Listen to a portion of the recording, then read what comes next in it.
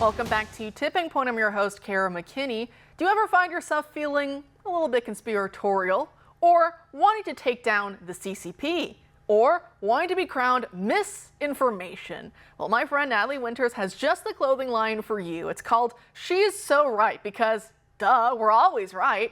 Reading from the About Us page of the website, She's So Right is an effortless yet edgy lifestyle brand for women. Fun and feminine clothes are the foundation of what we do, but our deeper purpose is to give free-thinking women a chance for self-expression through fashion-forward silhouettes and eye-catching accessories. In pink, of course. We design and manufacture our 2000s-inspired collections in the heart of sunny Los Angeles.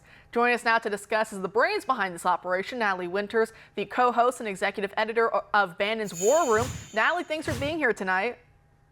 Hi, thank you so much for having me. That is the coolest intro I've seen so far, so I love that. That's so sweet of you. Thanks, I appreciate it. And I appreciate the hat. So I have mine right here, and I wore pink to kind of match. So I noticed after I got this hat, it went out of stock shortly thereafter. So are these back in stock now? Because it seems like you're getting really massive interest online.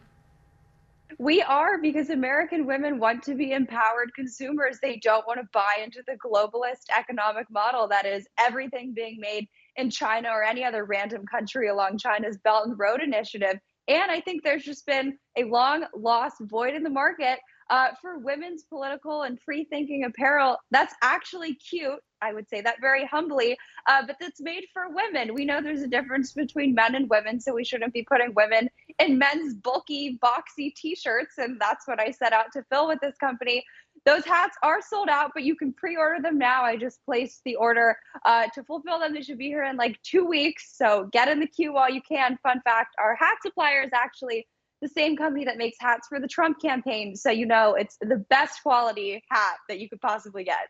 You're so right, because it feels great, the quality's great, it looks great, and like you said, I love how when you look on the inside of the tag, it doesn't say made in China. I mean, how many times have we bought, nice American apparel, has the American flag on, it's patriotic, and then you look at the tag inside and it says made in China, right? But not so with your line, it says made in the USA, so that's definitely something really nice to see. So is that something, like you're talking about, very important for you as you're bringing this line forward to make sure that there was no CCP influence anywhere on this?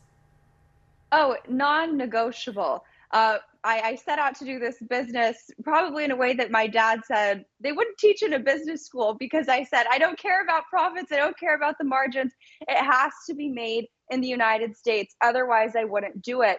But by keeping everything in-house, I mean, I designed the website myself. I did all these designs myself. I really was able to keep production costs low. So if you look on the website, the prices are not that astronomical. There really is no premium that you're paying for this. So all the pink and fun designs aside, and putting on my hat as, the serious anti-Chinese Communist Party investigative reporter, we need to stop outsourcing to China. COVID-19 made that clear, not just for national security reasons, but for supply chain security. Supply chain security is economic and national security. And I think for so long, the refrain that we've heard from the globalist class is that you can't do it made in the United States, it's too expensive, or Americans don't want to work in factories. But I partnered with companies that are directly proving those narratives wrong. You can do made in the United States, you just have to find other ways to cut costs, whether it's on the marketing side or design side or social media side. And more importantly, I think on this narrative about manufacturing, oh, we need mass immigration because Americans don't want to do these jobs. That's not true. It's just that wages have been suppressed and working conditions have become so demeaning because we have an influx of cheap labor for people who will work for basically anything, and they're not paying taxes on it, right? They're sending it back to Mexico or wherever they come from.